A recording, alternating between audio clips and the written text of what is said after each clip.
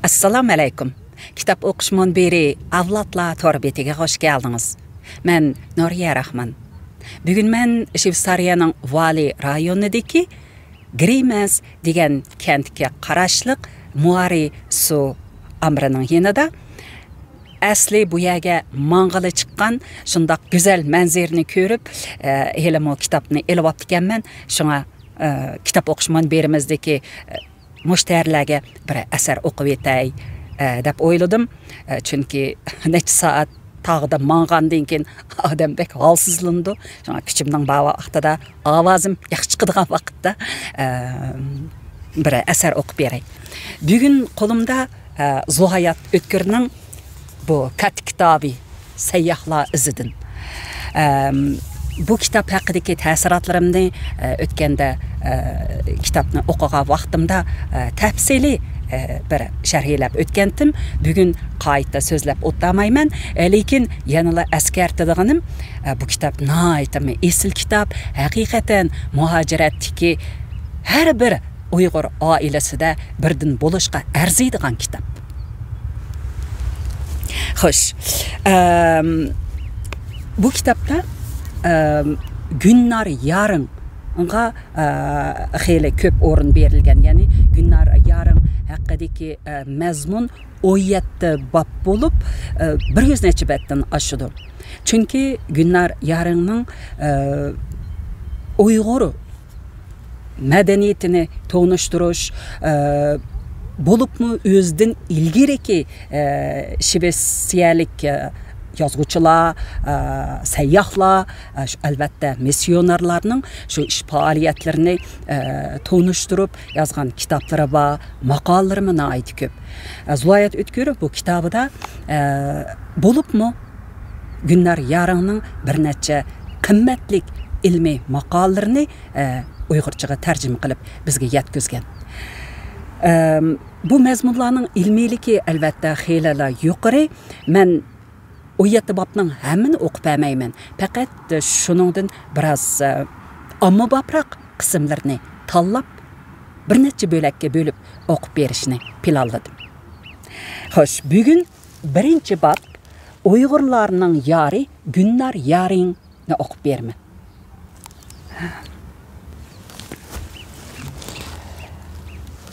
Günnar Yarın xalqımız arasında Uyg'urlarning yari deb tonilgan bo'lib, uning Uyg'ur tiliga bo'lgan sevgisi va ishtiyoqi bugungi kunda Uyg'ur madaniyatini dunyoga to'ntishimizda muhim rol o'ynab keldi. U bir asrga yaqin umrida Uyg'urlar uchun tinimsiz xizmat qilgan bo'lib, Qashqarga qayt safar, Uyg'ur xalq eg'iz adabiyoti javharlari nomli ikki parcha əsridən başqa Uyğur cəmiyyətçiligi onun nurg'un faaliyatlari və töhfələri haqqında məlumatga ega emas edi. Bu qismda o'qirmanlarga Günnar Yarın'ning Uyg'ur til adabiyoti və madaniyati uchun qo'shgan töhfələri haqqında o'z izlanishlarim asosidagi ma'lumotlarni sunmoqchiman. Günnar Yarın yalğız Shvetsiyada to'nilib qolmay, xalqaro diplomatiya sohasidami yuqori nüfuz va o'ringa ega kishi. Türkologiya sohasida bo'lsa, o'zining yaqinqi zamon Uyg'ur tili madaniyati jihatlaridagi mo'l samarlik amgaklari bilan dunyo ilm sohasida zo'r shuhrat qozongan. U o'zining dunyo diplomatiya munbiridagi tangdoshsiz nüfuzi va ta'siri bilan Uyg'ur shunoslikning Şimali Yevropadagi bu kichik davlatdan halqib chiqib, xalqaro ahamiyatga ega bo'lishida muhim rol o'ynagan. Miyada bir parcha rasm borki, Yangi shaharda 1930-yildagi rasmi. Aniq ko'rinamdiki, mana.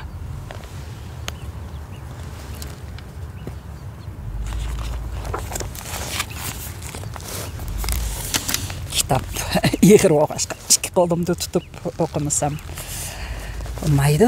Xo'sh, davomlashtiray.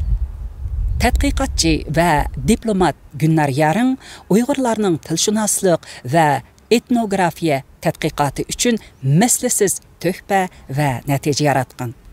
U 1944-yildan 1951-yilgacha bo'lgan oraliqda to'plagan Sharqiy Turkiy tilidagi materiallar va yerli kishilarning og'zaki bayonidan jug'lagan materiallar qaramaqqa nihoyat oddiy va ushshaq ishlarda qilsa-mu, lekin folklorshunoslar uchun Sharqiy Turkiston xalqining turmushini o'rganish va tadqiq qilishdagi tepilmas go'har edi. Uy selish, tugmanning yasalishi, dehqonchilikning bayonlari qatorliqlar. Bu materiallarning ichidagi cho'chaklar, naqshlar va maqol tamsillar xalq eg'iz adabiyotining javharlari bo'lib, ijtimoiy to'pliqning xos qimmatini aks ettirib beradi. U material to'plagan kishilar ko'p qatlamga tava bo'lib, 1935-yili Sirinagar, Kashmirdagi karvonsaroydan o'tgan kishilar bo'lib, orasida dehqonlar, erlar, ayollar, shundaqla yuqori bilim qurilmasidagi kishilardan tarkib topgan. Günlar yarın toplagan tekstler ve tilshunoslikqa doir materiallar bo'lsin, hammasila qattiq ma'lumot omiri bo'la oladi. Bu materiallar ommaviy kulturining tashqi dunyoga sunilishidagi bir ko'znak bo'lib kelmoqda. Yana bir nuqtadan olganda, bu materiallar yumshoq ma'lumot omiri bo'la oladi. Chunki bu materiallar Uyg'ur xalq adabiyotida vakil xarakterlik rol o'ynamaydigan, shundaqdimi qo'shimcha foydalanish qimmati bor asarlardir. Asarlardagi prototiplar butkul jamiyatga vakillik qila olmaydi.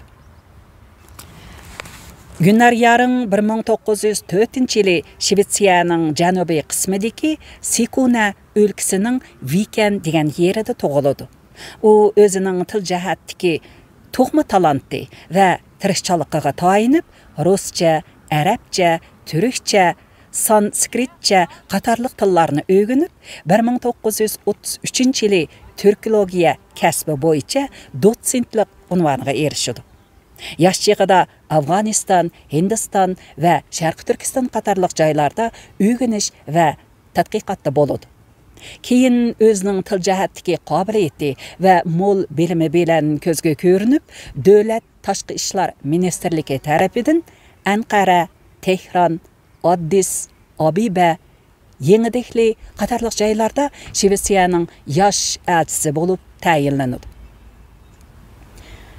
1956-1958 Birleşken Devletler Teşkilatı'na vakaleten Washington'da Birleşken Devletler Teşkilatı baş elçisi bulup hizmet kıldı. O hizmet ötegen çağlarda 1964-yıldan 1990-yıllargacha Kashmir meselesi ve O'rta Sharq meselelerini diplomatik halda hal qilishda muhim rol o'ynagan. Diplomatiya xizmatlarini qilish bilan birlikda va pensiyaga chiqqandan keyin O'rta Osiyo til tadqiqoti va etnografiyasiga oid zo'r amgaklarni vujudga chiqargan. 1926-yili kuzda Günlar yarın Lund Universitetiga ijtimoiy fanlar kasbiga o'qishga kiradi va nemis tili, Shimoliy Yevropa tillarini o'rganadi. Kelgusida hozirgi zamon tillarini tadqiq qilish uchun qadimki tillardan boshlab o'rganishni qaror qilib, keyin sanskrit tilini o'rganadi. Yana rus tili va chex tilini o'rganadi. Günlar yarınning tilga bo'lgan qizg'inligi uni Türkologiya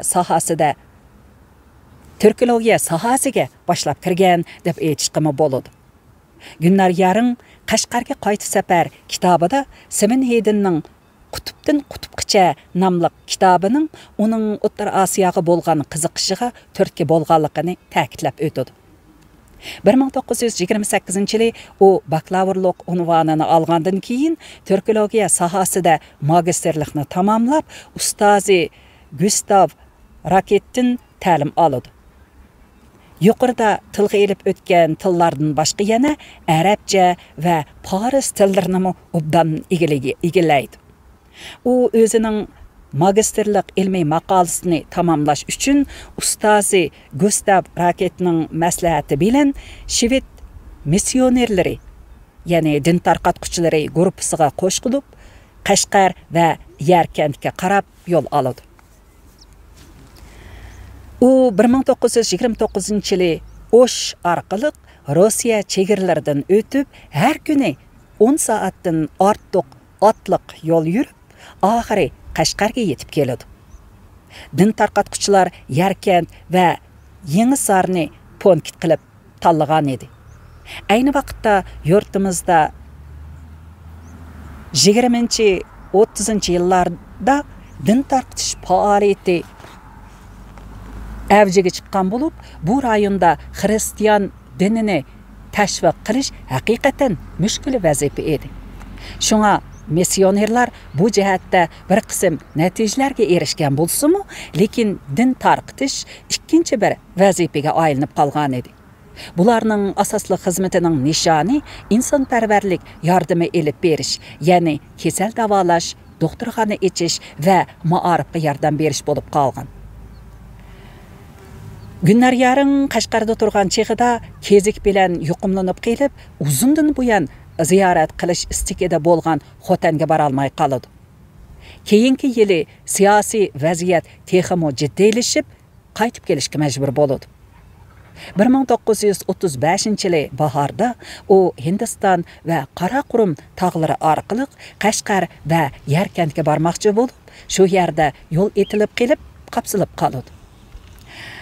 Bu fursatdan foydalanib, yarın Srinagardan o'tgan Sharq Turkiston karvonlari va Makkaga yo'l olgan Uyg'urlardan yerlik shiva va dialekt tadqiqoti uchun mo'l materiallarni to'playdi. Bu tadqiqoti haqida keyin Sharq Turkistonning janubiy qismidan to'plangan Uyg'ur tilidagi cho'chak, qo'shoq, maqol tamsil, tepishmoq va tarixiy etnografiyalik tekstlar nomli asrini ro'yobga chiqaradi. 1946-yil. Doktor Yarın qaytish safarida Peshawur va Kabul Sovet ittifoqi orqali 1936-yil yanvarda Londonga qaytib keladi. Xo'sh, yana bir babni o'qib beray. Ikkinchi bab ayni yillarda Uyg'urlarda kitob qurishliq. Bu maqola Shvetsiyalik mashhur turkolog Gunnar Yarın apandining Janubiy Shvetsiya kundalik xabarlar gazetining 1934-yili 22-aprel sonida e'lon qilingan maqola bo'lib, mazkur maqola hozir Shvetsiya xonlik kutubxonasida saqlanib yotadi.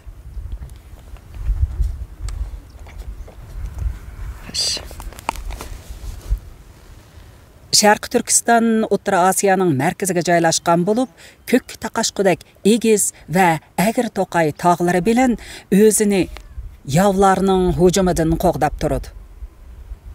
U yerga texi sanoatning oyiqi tagmagan bo'lib, temir yo'l, mashina va aeroplanlar texi bu cho'llikdagi bo'stonlikning va kesak bilan qo'pirilgan shaharchilarning aromini buzishga ulgurmagan edi.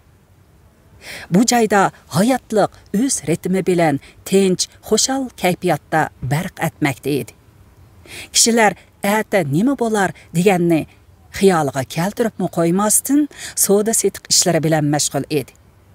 Ular kunlarning birida do'kon taqilib qolsa degan o'yni xiyoliga keltirmaydi. Yiroqni yoki kelgusini xiyol qilish ularning ditiga mos kelmaydigandek qiladi. Bu xil ahvol balkim Uyg'urlar orasida keng tarqalgan oldirong'ulik qilish shaytonning kayniga kirganlik degan tamsilga yotadigan bir ifoda edi.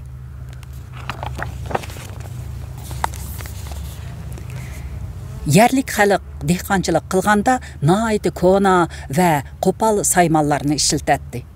Bozorda bo'lsa, ibtidoiy to'qimachilik uskunlari bilan gilam to'qiganni uchratqili bo'ladi. Zargarlar bo'lsa, tugimas va hormas kuch-quvvat bilan bozg'on so'qmoqda edi. Ularning bu harakati xuddi bizning 30 yillik urush mezgilimizde qoral soqqanға o'xshaydi. Ayni vaqtda barliq lirik asarlar maxsus qo'l yozmichilar tarafidan qo'lda yezilib, qo'l yozma qilib tarqatiladi. Ayni chaqda ko'p sondagi xalq savodsiz edi. Bu basmachilikning ancha taraqqiy qilmaganligining bir sababi bo'lishi mumkin. Yana bir tarafdan Sharqi Turkistondagi basmachilik Yevropaga qaraganda murakkab tarixiy sharoitda edi. Uyg'urlar har bir harfning 4 xil shakli bo'lgan arab alifbasi asosidagi yoziqni qo'llangan. Bu ularning islom diniga e'tiqod qilishi bilan mos kelgan bo'lib, ular hozirgacha o'zlarining adabiyotidan rozi bo'lib kelgan va shu vajidan hech qachon bosma materiallarni yo'lga qo'yishni o'ylashib baxmagan edi. Lekin İstanbul va G'arbiy Turkistonda besilgan tosh matbaa kitoblarining bahosi yana ashu chiroyli yozilgan qo'l yozmalardan xeyli ustun turadi.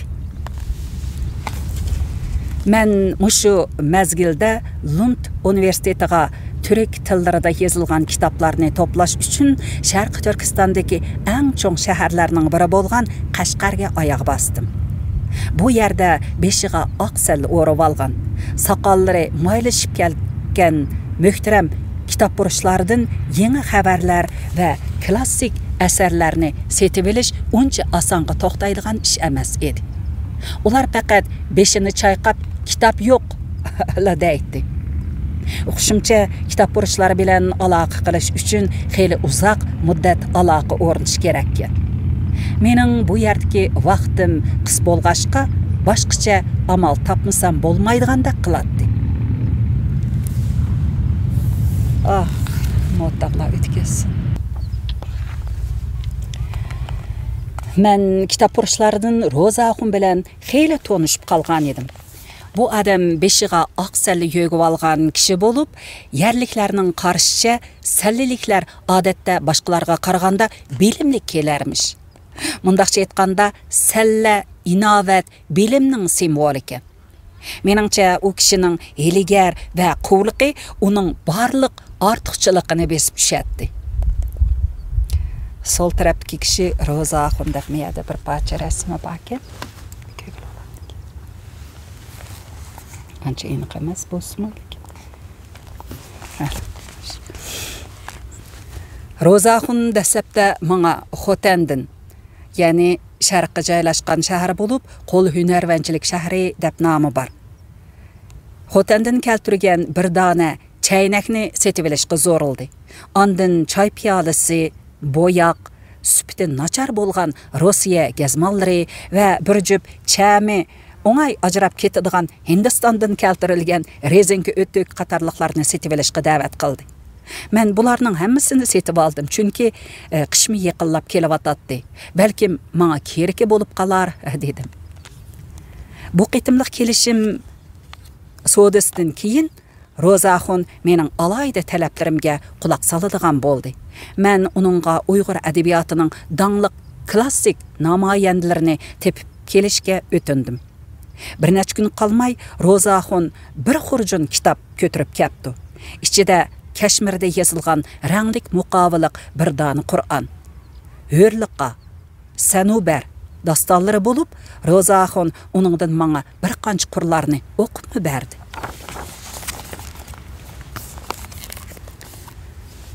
Bir qancha oydan keyin menmu xeyli usta baho talish mohiri bo'lib qoldim. Shunda qilib o'z vaqtida xalq yoqtirib o'qiydigan Nuh alayhissalom, Ibrohim alayhissalom qatorliqlarning tarixiy bayon qilingan payg'ambarlar qissasini qo'lga keltirdim. Yana qadimiy tarixiy kitoblardan islom va Budda dini mazgilidagi va undan burunqi tarixiy urushlar bayon qilingan kitoblarga ega bo'ldim. Adabiy kitoblari bilan birga yana alayda tilga elib o'tishga tegishlik Yomg'ir tilash risolasi nomli kitobning egasi bo'lib qoldim. Gerçi Ro'zaxun bu kitobni haddi hisobsiz qimmat sotgan bo'lsa-mu, bir Yevropalik yerlik xalqning yordamisiz bu kitobni hargizmi qo'lga keltira olmaydi. Bu kitobda Yomg'ir tilaguchining yomg'ir tilash mahoratlari bayon qilingan edi. Мен erişken bu kitaplar öz növbetide yana mening Uyg'ur tili saviyamning yuqori ko'tarilishida nihoyatda cho'ng rol o'ynagan edi. Qashqarga kelib bir qancha oydan keyin men kesik kasaliga giribtar bo'lib qoldim va hatto qizitma holatimda Lundtiki cho'ng cherkovni ko'rgandek bo'ldim. Kesal vaqtimda Rozaxon yanimga kelmadi. Bu menga hammadan ig'ir kelgan ish bo'ldi. Chunki Rozaxonda menga keraklik boyliqlar, ko'na qo'lyozmalar bor edi. Bir kuni yengila saqiyib texi nima qilishimni bilolmay turganda Rozaxon eshikni ochib kirib keldi. Uning ko'zlari yanala pildirlab turardi. U ehtiyotchanlik bilan menga "Sahib, kitob bor" dedi. Uni eshikdan kirgizmakdan boshqa amal yo'qdi. Shunda qilib biz yana baho talashishni boshladik. Men nihoyatda charchagan edim va jismimmi ojiz bo'lib, uning bilan ortiqcha talashqim yo'q edi. Shunda qilib uning so'rig'ini berdim.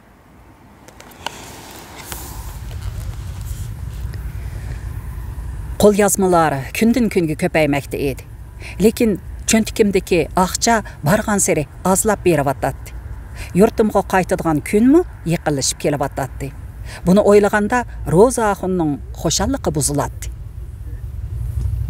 Endi Rozaxon bahoni texmi ko'targan bo'lib, u mening bu yerdagi vaqtimning uzoq qolmaganligini fursat deb bilgan edi. Bir kuni Rozaxon mo'risiga liq kitobqachalangan bir xurjunni esib kirib keldi. Bu qitim u menga bir qism asara atiqlarni sotmoqchi ekan. U xurjunni aldirmay yashdi. Ichidan Xitoycha doppa, sopol but, Budda nomi parchasi va boshqa narsalar chiqishga boshladi. Ularning ichida yana ingliz balvig'i, rus uppisi, shomdan, ayniki yo'q bir jup ko'zoynak qatorliq narsalar bor edi. Men Rozaxonga jiddiy tusda tushuntirishga boshladim. Bu narsalarning mening dövlətimdə qattiq cheklanganligi, arxeologiyalik buyumlarga hech kimning chaqchaq qilishiga yo'l qo'yilmaydiganligi va bilinib qilinsa jazoga uchraydiganligimni aytdim. Lekin yanala Rozaxonni qoyil qila olmadim. U mening gaplarimdan ozroq xijil bo'lgandek qilmaydi. Biz yanala qo'lyozmalarga qaytib keldik. Bu yozmalar shunchalik go'zal bo'lib, hargiz qo'ldan chiqarib qo'yg'im kelmaydi. Lekin baho hozir burunqidan 3 hassa yuqori o'rlib olgan edi. Ularning ichida eng yoqtirib qolganim shaman dini haqidagi kitob bo'lib, turli duolar bilan to'shqan edi. Masalan, qanday qilib o'g'irlangan molni tepish, tish og'riqini to'xtatish va cho'llikda yomon arvohlardan qo'g'dinish to'g'risidagi duolar edi. Kitobning teshi moylashib ketgan bo'lib, Rozaxon mendan 10 sar talab qildi. Yerim kun talish orqali bahoni men 4 sarga ko'tardim. Rozaxon bo'lsa 9 sarga tushirdi. Men keskin qilib 5 sardan ortiq bahoni qabul qila olmaydiganligimni bildirdim. Chunki mol setib olg'uchi mol sotquchining qo'ygan bahosining yerimidan yuqori bahoga setib olsa, bu kishi sal nobab sanaladi. Bu yerda Yevropaliklarning odati saqit qilindi. Rozaxon keyin yana keldi va biz yana shu kitob to'g'riliq da talash qildik. Natijada Rozaxon bahoning cho'qim 9 sardan to'van bo'lmaydiganligini bildirdi. Men sal ikkilanib qoldim.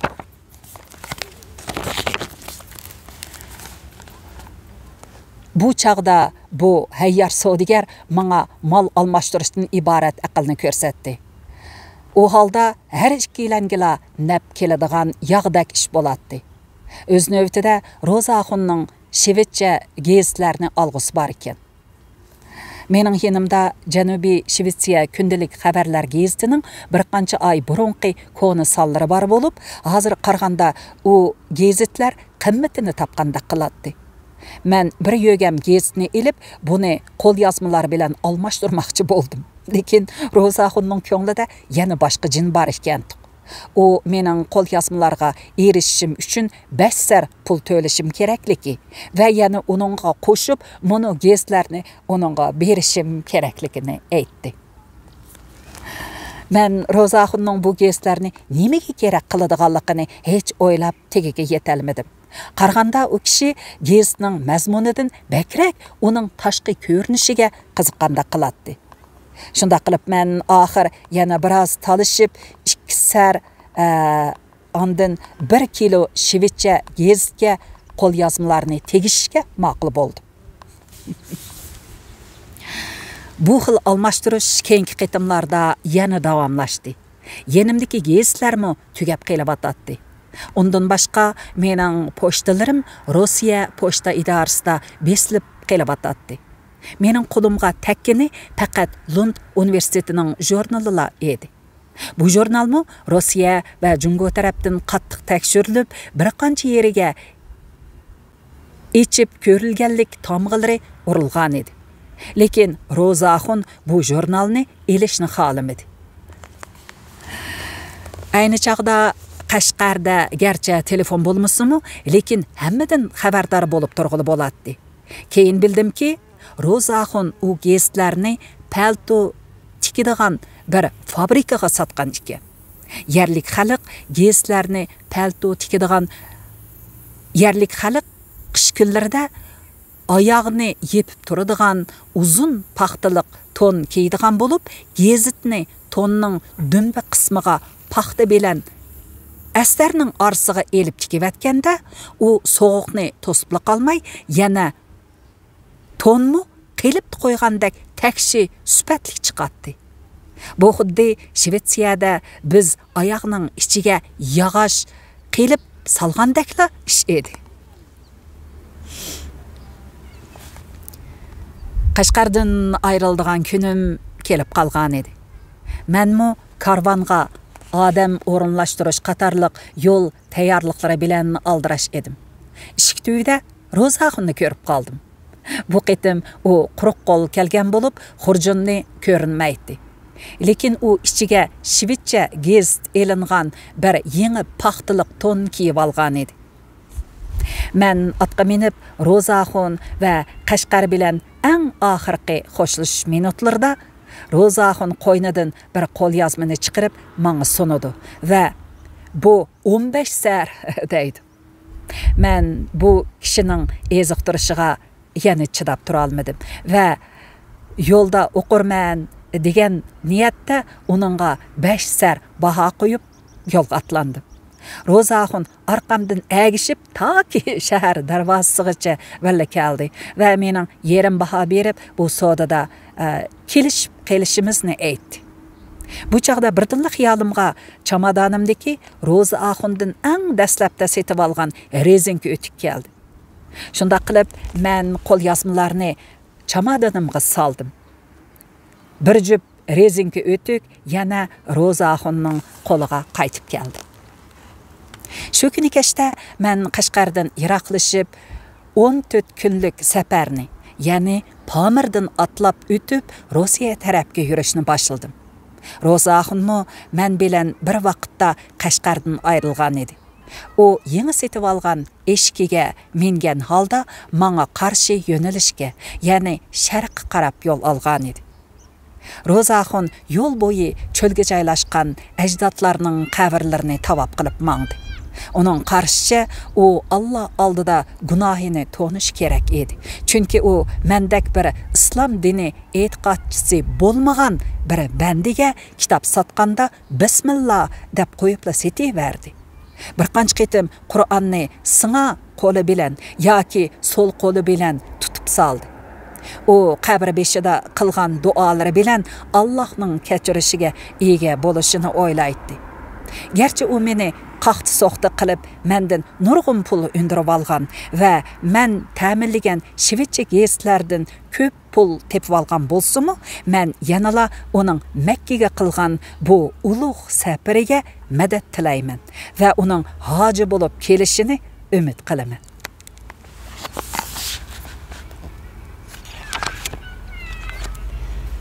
Amaliyotda kimdan bakarak hiylagar Buni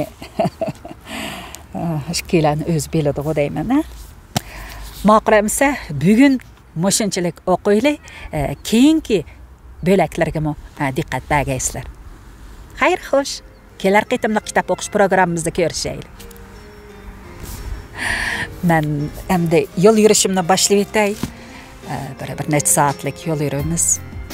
Havo bek issiq emas ta'limimizga. Xayr, xo'sh.